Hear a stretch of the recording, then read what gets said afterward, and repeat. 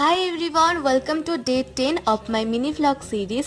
আজকে হচ্ছে আমার বাবার জন্মদিন, তো দিনটা কিভাবে কাটালাম চলো শেয়ার করি। আজ একটা কাজের জন্য স্কুল যেতে হয়েছিল। স্কুল থেকে আসার পর দেখলাম জমজমাট প্রিপারেশন চলছেন লাঞ্চে।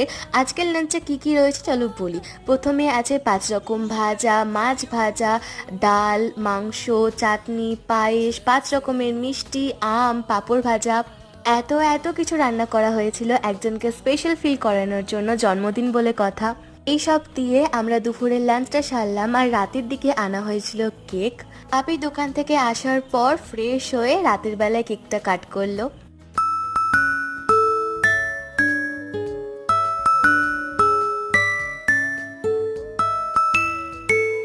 এখানে শেষ নয়, আজকে রাতে ডিনারে হয়েছিল পোলাও। পোলাও আর মাংস খেয়ে আজকের দিনটা শেষ করলাম।